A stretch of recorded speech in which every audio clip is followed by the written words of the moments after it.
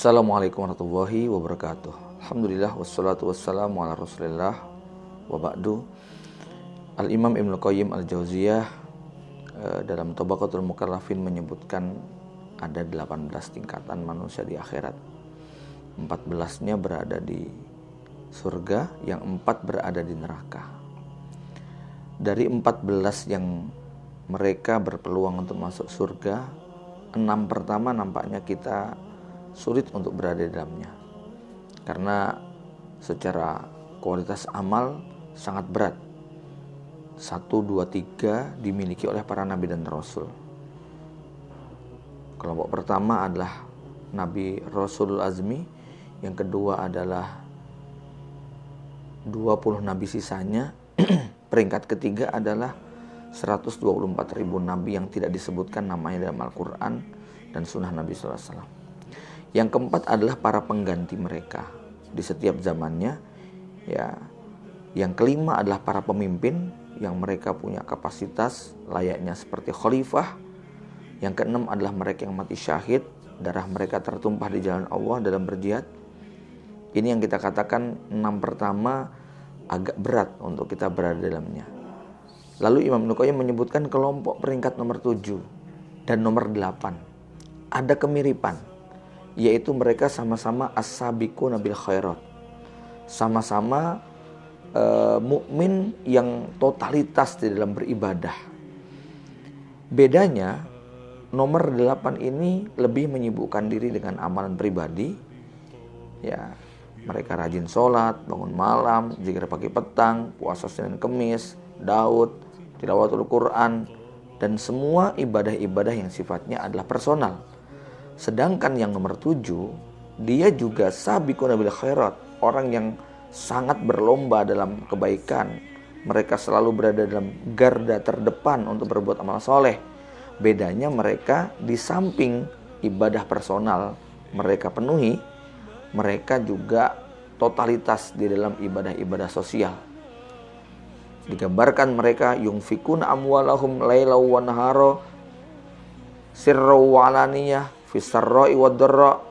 Ya, mereka membelanjakan hartanya di jalan Allah siang, malam, pagi, petang, sempit, lapang, sembunyi dan terang-terangan. Mereka punya banyak sekali pasif income dalam tanda kutip untuk akhiratnya. Ada banyak madrasah, pesantren, masjid yang dia bangun. Ada banyak karya tulis yang dia wariskan. Ada banyak murid-murid, santri-santri, thalabul ilmi yang istifadah dari ilmu yang diajarkan.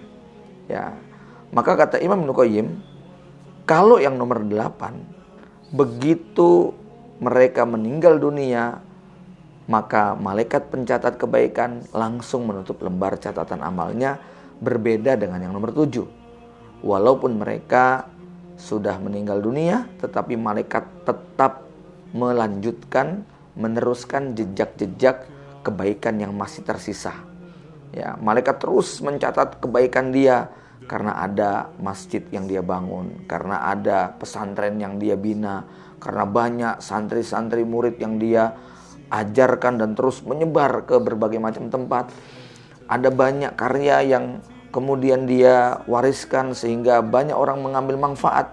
Ya tentu kita bisa membayangkan seperti apa pahala Imam An-Nawawi rahimahullah ta'ala dengan kitab Riyadhus Shalihin dan hadis arba'innya, yang jutaan manusia, bahkan boleh jadi miliaran dari sejak Imam An-Nawawi meninggal dunia, terus membaca karya tersebut, mengambil faedah dan manfaat yang besar. Kita nggak bisa membayangkan bagaimana seandainya Allah memberikan balasan kepada penulis mushaf Madinah, ya Syekh Utsman Thaha, mudah-mudahan Allah menerimanya, ketika miliaran mushaf Al-Quran tersebar, ratusan juta paling tidak, ya di seluruh dunia tersebar untuk memenuhi kebutuhan kaum muslimin. Berapa banyak yang diwakafkan, dan setiap orang yang membaca, wasilahnya adalah khat yang beliau tulis. Dan tentu nanti banyak lagi kita bisa ambil permisalan. Ini sekedar gambaran. Sebenarnya ilustrasi ini agak mirip, ya. Jadi besok kita akan menghadap Allah Subhanahu wa taala itu dengan andalan amal kita. sama seperti di dunia, kita hidup bertahan dengan sesuatu yang menjadi andalan. Ada mereka yang mengandalkan hidupnya dari berdagang, ada yang mengandalkan dari bertani, ada yang mengandalkan jadi karyawan, ada yang mengandalkan dari tukang, ada yang mengandalkan dari musim. Ya, mungkin dia punya properti yang dikontrakkan, masing-masing berbeda.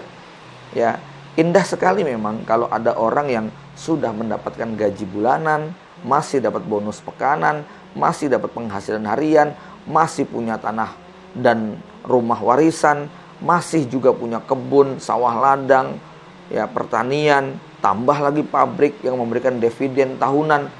Ya, tapi tentu sedikit yang bisa seperti ini. Maka kita harus memilih apa yang paling logis bagi kita. Ya, seperti dalam pekerjaan, maka ada orang-orang yang memang begitu dia meninggal dunia, gaji dia berhenti. Ya, sebutlah dia seorang karyawan, sebutlah dia seorang pedagang keliling. Begitu hari itu dia tidak jualan, maka rezekinya tertutup dari perniagaan dia. Dia pemilik toko, meninggal dunia, tokonya tutup, maka selesai rezeki dia. Berbeda dengan para investor, pemilik pabrik, pemilik perusahaan, pemilik sawah ladang.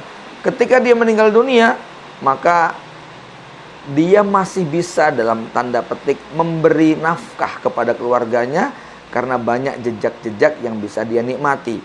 Nah, seperti inilah kira-kira ilustrasi orang yang mereka memiliki amal soleh di ranking nomor 7, sibuk dengan pekerjaan sosial sehingga pada waktu dia meninggal dunia pahalanya tak pernah putus, seperti seorang pelaku bisnis di dunia yang punya banyak aset-aset, orang bilang passive income namanya, ya, yang kemudian walaupun dia sudah meninggal dunia ternyata keluarganya masih bisa mendapatkan nafkah dari jejak-jejak usaha yang dilakukannya. Mari kita berpikir lebih cerdas. Waktu kita terbatas, umur kita terbatas, harta kita terbatas, tenaga kita terbatas. Maka pilihlah amalan ibadah yang memiliki pahala tanpa batas. Assalamualaikum warahmatullahi wabarakatuh.